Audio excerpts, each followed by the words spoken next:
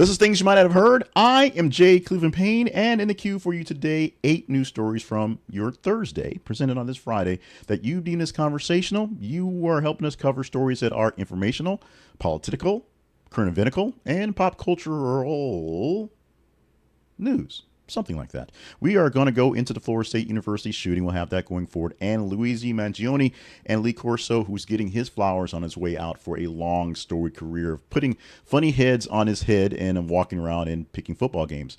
If nice work if you can get it, I say. We'll explain the vetting process of why these stories and the other 5 stories are in the queue for you today. But remind you right now that our website home is thisisconversationproject.com, where you can find what you need to know about what we do, how we do it, why we do it, all those things there, along with our email address, which is the conversation inbox at gmail.com. So you can conversate with us. You can engage with us as you want to. And today's sponsor, a quick reminder, is Robinhood. And you go to our website, thisisconversationproject.com/Robinhood. Our link there, it's an affiliate link. You can get a free stock from Robinhood and, of course, get into the money game on your own. And remember that, stocks and bonds and ETFs can lose money. Today is Friday, April 18th, 2025. It is Good Friday on this day, and we have to start off with not the greatest news in the world, so we'll get to that in just a moment.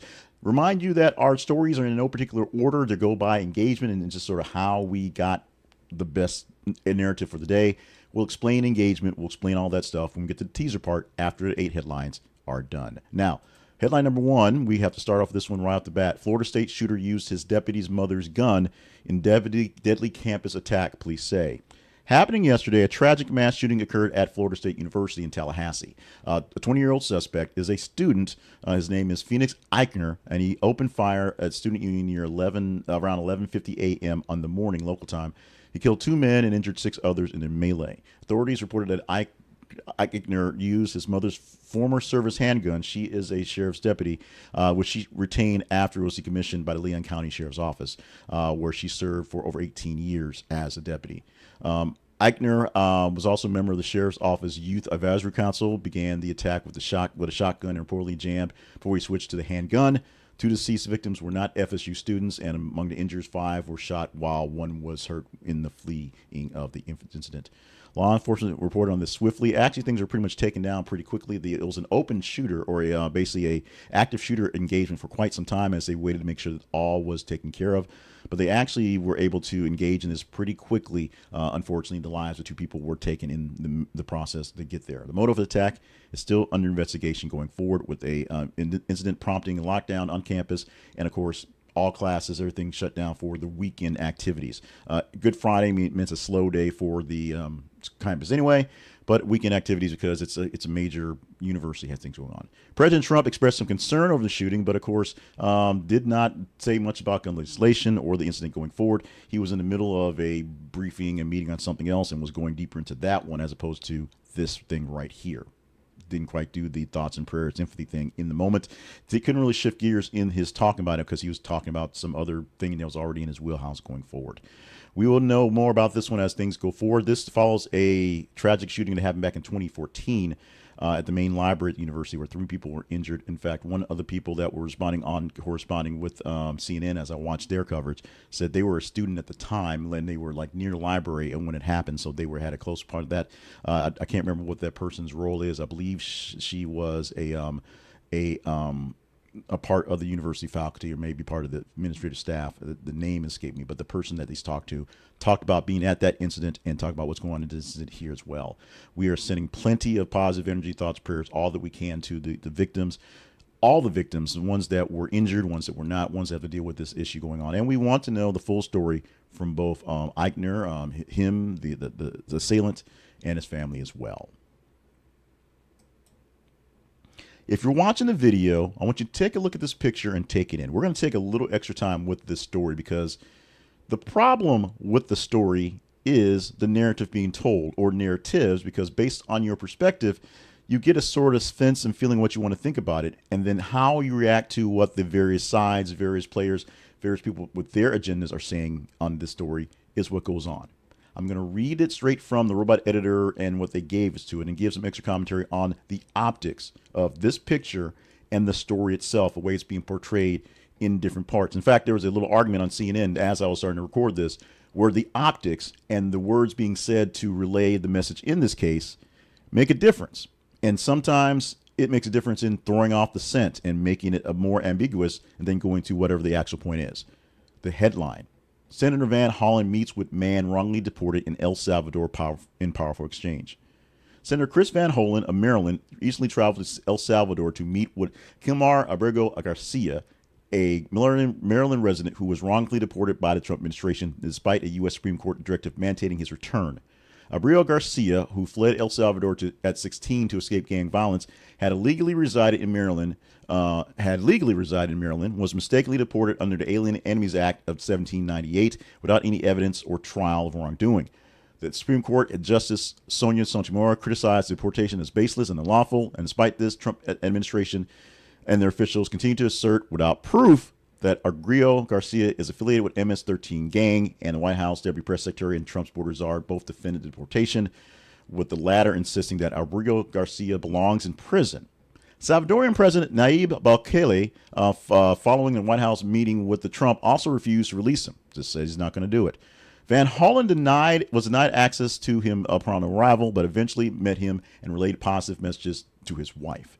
Legal experts and U.S. district judge have raised concerns about the administration's disregard for court orders, suggesting possible constitutional repercussions. This situation remains unresolved while he is detained in El Salvador. But now, let's go into the optics of the picture. This shows a picture of a guy who's doing fairly well, hanging out in El Salvador, talking to a U.S. congressperson, senator, hanging out in a cafe. That's what this picture shows. What we don't get, and what we actually get too much of, is conflicting messages based on who's portraying what's going on. Because the honest truth is, the man, Abrego Garcia, is a legal resident of this state. He actually has specific papers that says he can stay there while he's waiting some sort of trial, some sort of a case going for him. And if he was sent someplace, he can't be sent back to El Salvador because he escaped there because of gang violence. And maybe he was a member of MS-13 when he was 16. That was a long time ago. That doesn't mean he's out here doing stuff right now. The administration, literally, the person this morning on the morning show talked about how he's involved in rapes and murders and things like that, and he's a wife beater. These are things that are popping up that have not been substantiated. They're saying these things. There's apparently cases on the books where things are happening, but nobody's showing these cases on the books where they happen. There's no actual, here's the case where it happened. This is why we deported him. But that's not the reason why they deported him. They deported him because he's a member of a gang. But he's not really a member of a gang. He's married to a person here and whatever. There was a restraining order back in the day, but we don't have a copy of it. It's a big effing mess of miscommunication on all sides. The actuality is they deported the man on false pretenses. That happened. They deported the man to the place that, of all places he could be deported to, they can't send him. That actually happened. So there are issues in the issue.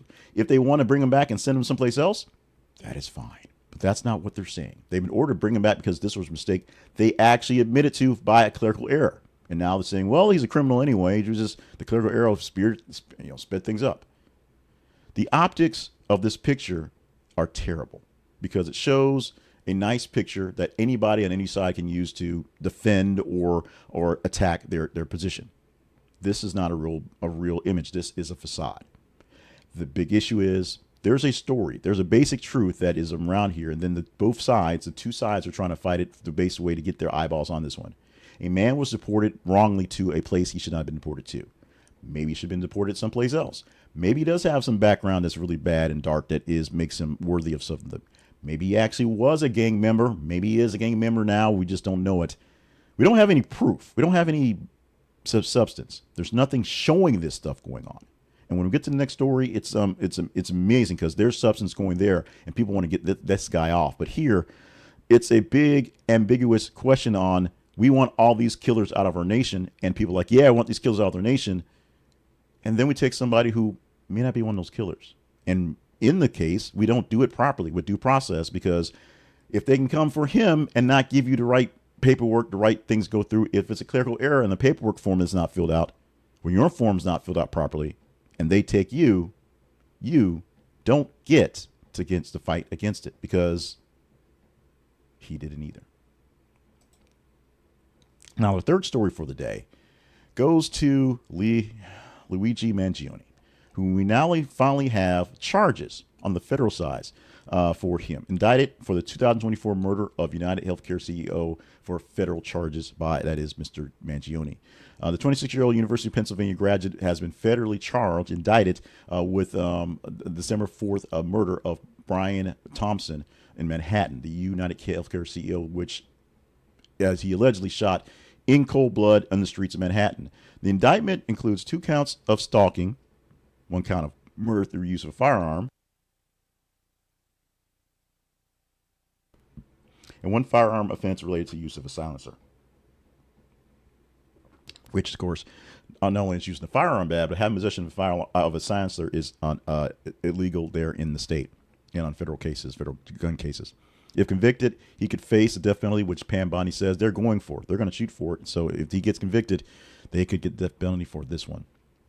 Arrested 5 days after killing the CEO in Altoona, Pennsylvania. So there's some charges there to deal with. And there's, of course, local charges for New York. But these are the federal cases, and the federal case is basically going first. There's a whole lot of trouble he has to go through what happening with this whole issue. It's national debate on public dissatisfaction with the healthcare system and how to handle it, i.e., should you go down murdering in cold blood the CEOs because they're bad people? Not that the CEO was a great person, but should he have been murdered in cold blood the way he was? The defense team is led by Karen Friedman Agafino, plans to oppose the death penalty, number one. They're claiming that the grand jury process was prejudiced and Bondi's prior statements basically make it even worse. Mangione is currently being held in a Brooklyn detention center. And the biggest thing about this one, as let's say, the sexy assailant, sexy assassin, if you will, is gaining a lot of attention, a lot of supporters, a lot of gawking eyes, and raised almost $1 million in his legal defense fund. So trust me, he's being taken care of very well by very good lawyers who are going to get paid very well for this. He's taken care of. Don't let that get in the way of your thought process on this. Take it in time, take it in stride, take it on the facts, take it what we see in actual, with our own eyes, and what looks like the person, until they can say, that's not him. We're going to have to deal with this one. Let's do some more illegality. Illegality? Things that are also legal. A judge has ruled that Google is illegally dominating online ad tech market in landmark decision. Something that we've all known for a while. Google has the monopoly essentially on ads online, and a European court now says that it's a U.S. court has now said it is done. It is true. We got that decision happening yesterday. U.S. District Judge Leonie Brinkema ruled that Google has illegally monopolized key segments of online advertising technology market for quite a long time. The ruling represents a significant victory for the DOJ and 17 state attorneys general who actually accused Google of engaging in anti-competitive practices to dominate the digital ad industry. So the monopoly as a publisher in ads is what Judge Brinkema is saying, determining that Google willfully acquired and maintained a monopoly power in the markets for publisher ad servers and ad exchanges. Court found that Google tied its publishers and servers and ad exchange through contractual policies and technology integration to basically make it impossible to get away from Google ads. The impact on competition and consumers means that if you're a monopoly, more folks can't compete. They can't get any fair jobs, any fair wages, any fair connections into the process. So you can't get any actual growth in the industry. If you're the only ones that can do it and no one else can do anything to innovate or even make a living at it, they're at your will and mercy to either work around you or with you based on what's going on. So it's sided with Google regarding the advertisers' ad network, saying that was not a full, pure monopoly. Plaintiffs could not actually prove that the monopoly was there in the area, but they did overreach as the Google does, knowing our thoughts and seeing those things. So putting things across channels that were hard to get away from was a problem. A true monopoly, not quite, but a really hard to get into and break those bounds. The court will determine the appropriate remedies for the future in a hearing, and the DOJ suggests that remedies may include divesting Google's ad tech business, especially its publisher and service and ad exchange. Such breakup could benefit rival ad tech markets, places like the Trade Desk and Magnite, we could see. Google, of course, is going to appeal, because they do. They are going to see what they can to fight this one to make it go away or be a lesser thing going forward. We shall see how Google deals with this in the future. Taking a quick pause from the news stories, and we're going a little long today, so apologies for that one. I got really, really heated with the story on the El Salvador deportation, which at basically from my standpoint is screwed up from both sides. People that there are people who are fighting for the man who are doing it just for attention, and people who are fighting against the man who are doing it for attention. A lot of this is for clicks. I put it out there because you wanted to engage in it. Yes, it's for clicks. I am the problem. It's me. Hi, I'm the problem. It's me. But if you think I'm the problem, you think I'm the solution, or you think I'm just a little wacky, we still need your help to grow our News Nerd Nation. We need more people in the conversation. So you can give your comments on that story and give your opinion on it to that. We need more people engaged. We use our YouTube stats as our main funding, although we're on, this video here is on X and Facebook as well. So we need you to join in with us and help other people join in with us. It's pretty simple.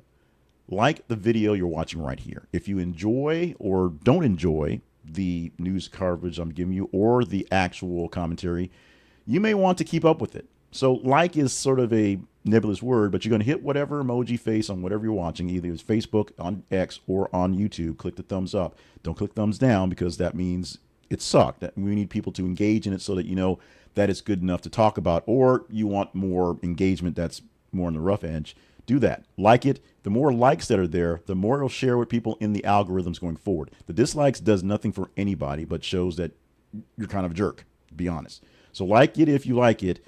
Maybe like it if you don't like it, but want to see more engagement in it because it's engaging going forward. Share it with people who are like-minded like you, people who want to get more of this type of news coverage, some stories that aren't getting covered because of the big things, although first 4 stories are all big things this morning. Share it with the folks who would like it or maybe not like it, be it just as rough as you are. Maybe they'll like it and share as well. And if you're not getting me directly in your feeds, which is what we're really looking for, subscribe. Please subscribe on the YouTube channel. I'm not asking for notifications. Just subscribe so you can actually see us when you go check the feeds there. Subscribe to us in X and Facebook as well. You'll do that as well for the feeds. We'll talk about that in a bit. And just comment about what you see going forward. Like, share, and subscribe, and help us grow our stature, help us grow our numbers, help us grow our News Nerd Nation.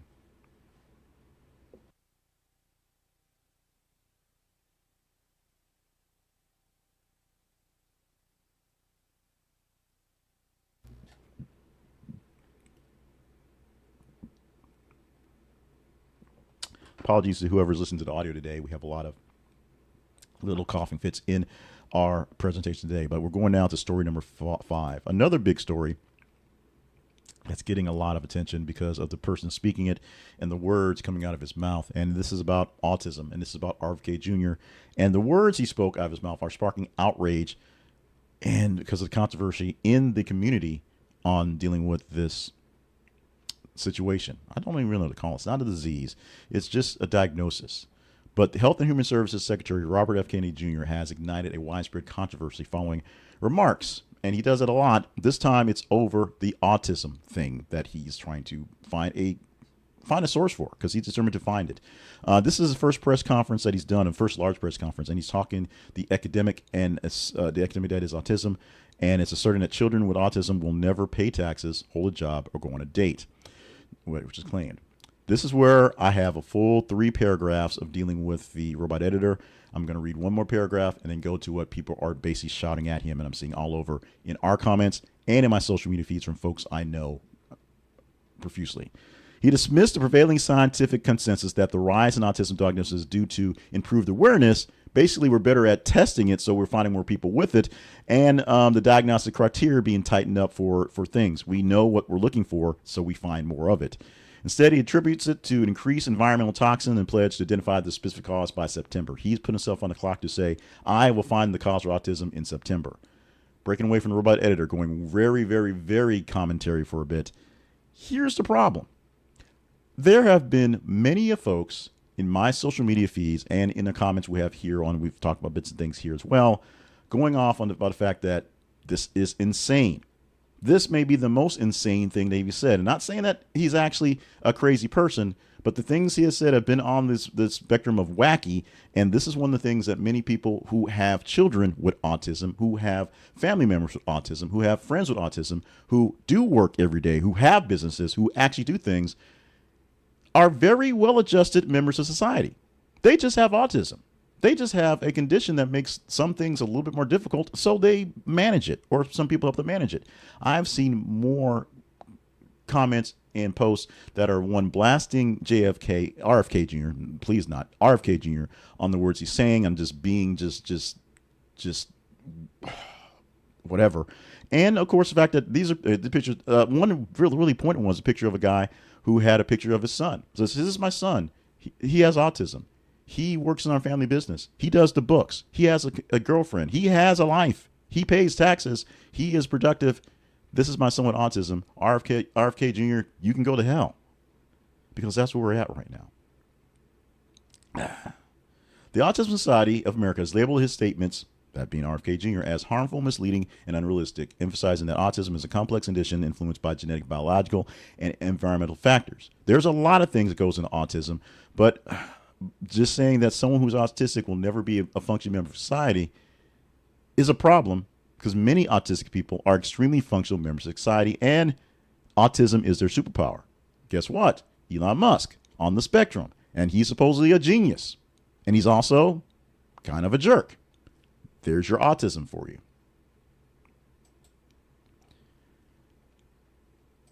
Oh, I skipped ahead on the slide, so I'm sorry about that. I got ahead in slides, so I might have the wrong slide up for the last story. We'll see if we can fix that in post. But Eli Lilly's new pill for diabetes and weight loss is showing promise in clinical trials. Eli's new oral medication called, I'm not even going to read it. We're not even going to go there. But it's promising results in phase 3 clinical trials in managing type 2 diabetes and promoting weight loss. This once daily pill targets folks taking GLP-1s, the receptors that actually turn things off in the brain and turn things off that help fight these diseases, things like Ozempic and Mounjaro, but offer the convenience of an oral administration, not a shot. You can take them daily as opposed to the weekly shot that hopefully has to build up. Participants with type 2 diabetes taking the largest dose lost an average of 16 pounds, which is great, about 7.6% of their body weight over 40 weeks. Same group experienced significant reductions in hemoglobin A1C levels, which is what you're shooting for, decreasing from 1.3 to 1.6 over 2/3 achieved levels of diabetic threshold. I'm sure I read that wrong, but essentially your A1C goes down, which is the point. My A1C, which is terrible. I could use something like this, even though I am on Ozempic. There are the common side effects that the other things have, the gastrointestinal issues, nausea, diarrhea, just like in GLP-1s, because it's doing the same thing, and I suffer those things as well on my GLP-1 that is Ozempic. I'm going to try it. Orforglipron, oral form, eliminates the need for injections, refrigeration, and specific timing to meals, making it more accessible to options for many patients. The ease of storage and administration can also address supply chain challenges associated with injectable GLP-1s. You got to keep it cold. You got to keep it built in certain ways. The supply chain is different. Putting in a pill and sitting on some shelves someplace where it can be stockpiled as needed may be a bit more of an amenable asset for people needing these types of drugs to go forward and hopefully make it cheaper. It plans to go on sale by the end of this year for type 2 diabetes. It'll be on sale by early 2026, end of this year for weight loss as a drug. The Fyre Festival #2 has lost its venue in Mexico, and there are questions around whether it's going to actually happen. And those questions have been going on for a while, but the current state of Fyre Festival 2, Electric Boogaloo, is up in the air. Scheduled for May 30th of June, that's the 2nd, in Isles Mujeres, Mexico. The festival faced some setbacks, including local authorities saying only 125 people can show up at the Playa del Carmen resort where it's going to be, and it can only be for about 5 hours or so. Not much of a festival if it's 125 people in 5 hours. Organizers, led by convicted fraudster Billy McFarland, Robert Editor's words, not mine, have accused Mexican officials of reneging on agreements, claiming that they secured permits and paid associated fees, and now they're backing out. Maybe Trump had something to do with it. I don't know. Despite these assertions, no official confirmations have been provided to anyone about what happened. They just said it's not going to happen. The festival's website has been removed, ticket purchasing options are gone, and communications with ticket holders indicate that refunds are being issued very soon. We hope, for Billy's sake. Promises of future updates once a new location and date is secured. Maybe, for Billy's sake. This development echoes the original Fyre Festival failures, which had people stranded on the island in tents eating ham sandwiches when they were supposed to be partying down with some of the biggest folks, including Ja Rule, who was in the actual documentary, hyping up the thing as the whole thing was literally burning down. The fire that was the Fyre Festival being dismantled.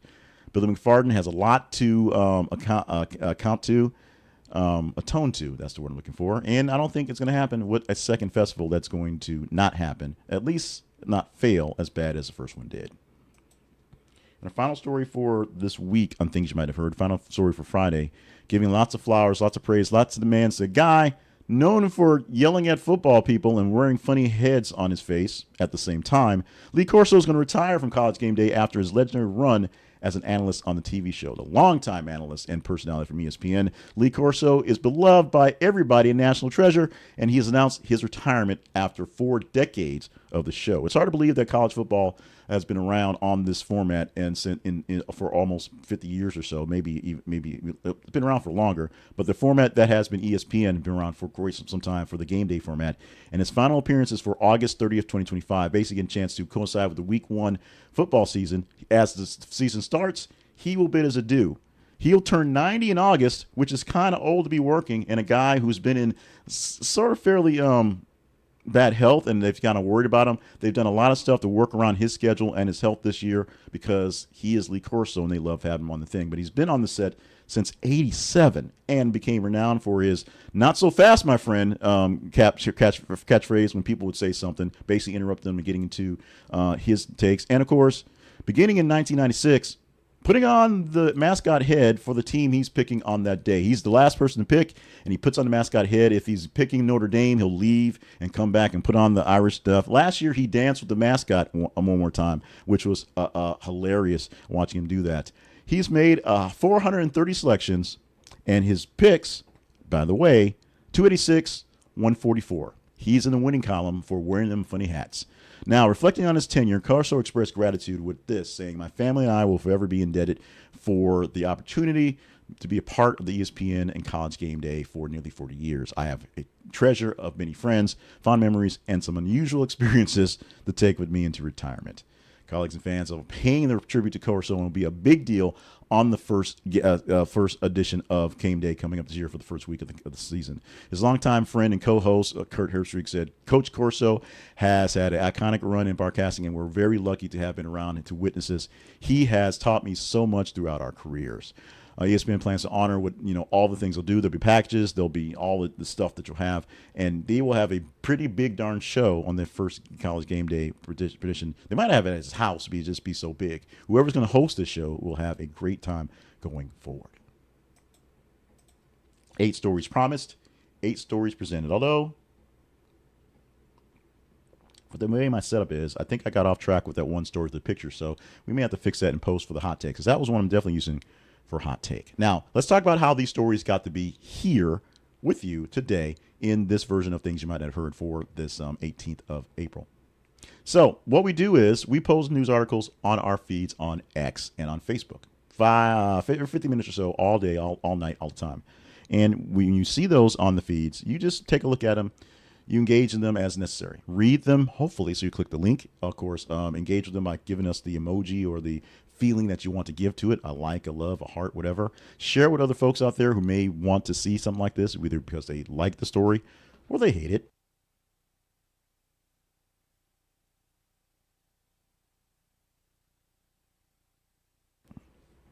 Of course, you can reply to the story there in the links on Facebook and X.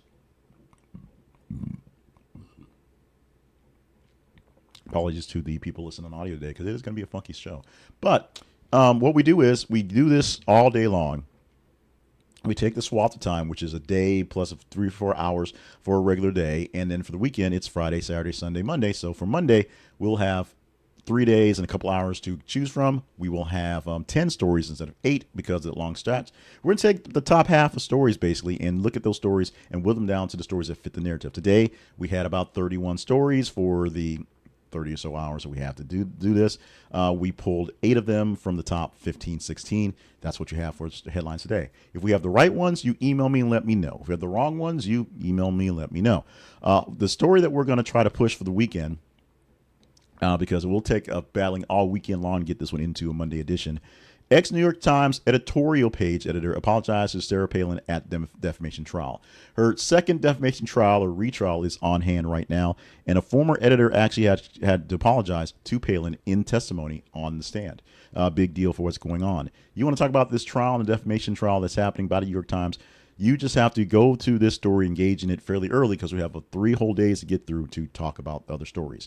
Yesterday, we actually teased the protester being tased at Representative Marjorie Taylor Greene's town hall.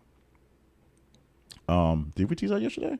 Maybe I got the wrong story there, but I think we we talked about that yesterday. So I got the wrong story there. So that's not what we teased yesterday. I messed that one up. But we tease a story going forward every single day going to the next edition. We'll see if we'll talk Sarah Palin on Monday, or so one of the other 90 or so stories we'll post for the weekend will be in the 10 we select for your conversational talk about the monologue part of the dialogue on Monday.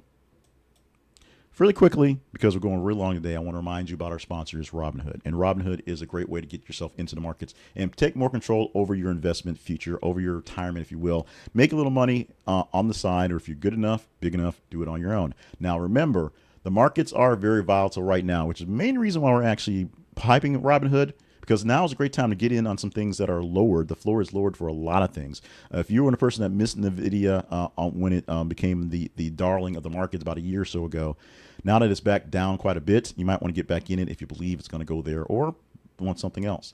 What you can do with Robinhood is you can trade with commission free. You can get stocks, ETFs, options, and cryptocurrency. Buy and sell at your leisure in the palm of your hand. No hidden fees, no account minimums to hold you back. And their sleek, user-friendly app will help you make it simple to build your portfolio and track those investments with great, powerful tools.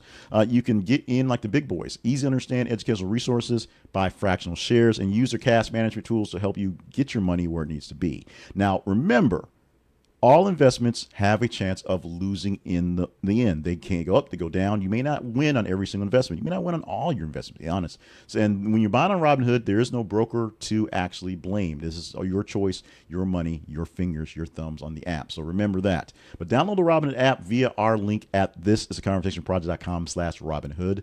This is conversationproject.com/Robinhood. And what you'll get from that is you'll get a free stock for signing up. That's going to happen. You'll get that automatically because that's what they do. But we'll get a small commission for bringing you in to the store, and we can use that. It helps us grow here as a show, as a platform in the background. So check it out. This is the conversationproject.com/Robinhood. It's investing for everyone. Our sponsor for today is Robinhood. So let's talk about the Conversation Project real quick. But first, we're going to skip ahead and talk about the partners. We talk about the partners to talk about the partners. These are people who have given us a small financial donation every single month to help us keep things going. They include Harold Braxton, Colby Green, Eldon Kidd at the cup of coffee level, and the Spirit Change level is Joy Winters. These folks are not giving a lot of money, and right now it's not a lot of them, but the money they do give help pay some of the bills, help pay some of the things going forward. Just like when you click on our sponsors link and we get a commission from there, that helps pay going forward. We have found other ways. We do have monetization on our YouTube page and some other affiliate things going as well. So we do what we can to make things happen, but let's be honest here. I'll be honest here because we're going along, might as well. This is mostly a loss leader. This is mostly a for your enjoyment, for your entertainment, and for your engagement type of project, as opposed to a for any real business, because it doesn't make quite as much as it needs to be profitable. It is what it is. We're getting there. We're growing. We want to grow, and we think we're doing a great service, and hopefully you will help us out with that. And if you want to consider being a partner, go to thisistheconversationproject.com/partnerships and see if that's the way to go. Other than that, the Conversation Project lives online at thisistheconversationproject.com. And the things we do online include the feeds where we give you the stories to choose from. We have there at our website links to old episodes so you can kind of see how we've grown, how we've ungrown in some cases, and some other things to keep up to see how we've been doing things for a while. Links to other places to find this. If you're watching us on Facebook, X, or YouTube, we also have the TikTok links so you can watch the hot takes and get the short version of this. We also have the audio links on audio podcasts, wherever your pods are cast, and some links there as well. And then an email newsletter, which is not my voice or my face, just the links to the stories and quick updates going forward. Get the information that you want in the way you want to and still be conversational with us there. We also ask that you follow us on our feeds. We do that a bunch. That's on Facebook and X, so you can actually help us choose what we're doing. And email me at your leisure, the conversation inbox at gmail.com. Let me know what stories we're doing well, what stories are not doing so well, and what sort of functions we're doing. Just because you're a partner, partners do have a direct line, I should say, to me, or insider line, but every email that comes in, every comment that comes through, I read.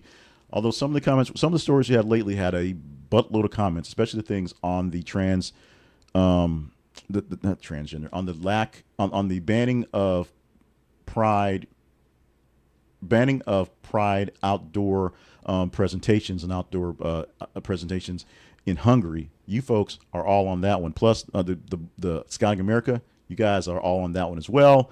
I shouldn't be surprised where you're going with that one. We have a lot of things going on there, so it's kind of hard to go deep in some of those. So I'm doing the best I can. But I'm glad for the engagement. I'm glad to give you a chance to relay your thought process on those, whether I agree or not, because it is a conversation. It is a dialogue. It is not a monologue. That is what I have to say for that one.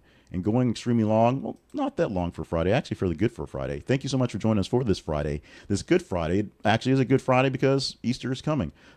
He is risen. He is risen indeed. If you follow along with that one, that's what will be said a lot this Sunday. On April 15th, today, 2025, this Friday, we thank you so much for being a part of what we do. As we always say, make sure you're staying limber, staying hydrated, staying on task because your life is a marathon. Keep it that way. Don't try to turn it into a sprint. You may want to turn to a sprint. You may do it inadvertently, but just don't, okay? Love you. Mean it. We've got lots of things going on. We have the weekend roundup where we'll give you 12 of the stories in the past week that deemed super conversational. Deemed a little extra there to see what happens. 40, math is always bad with this one, but it is 42 stories. Or 52 stories. I'll do the math later. It's bad with that. Eight 4 days a week, 10 1 day a week stories to go through. We picked 12 of them that we'll review that need a big of an update or just a reminder that they happen. And there's been plenty from today that may be in the update going for as well. Plus, we'll have more hot takes. We'll have more things going on. We'll do more fun stuff. Yesterday, I did a little fun video, which was me doing commentary on some of the comments because we had so many. We'll give it a couple days, weeks, it's news stories out there and do that as well because that was really fun to do the way I did it. We'll see if that works out. You respond with those as well. In the meantime, before we go 40 minutes long, let's get out of here. Love you, mean it. The whole weekend to enjoy. Happy Easter to all of you. Happy Friday to all of you. Have a great day.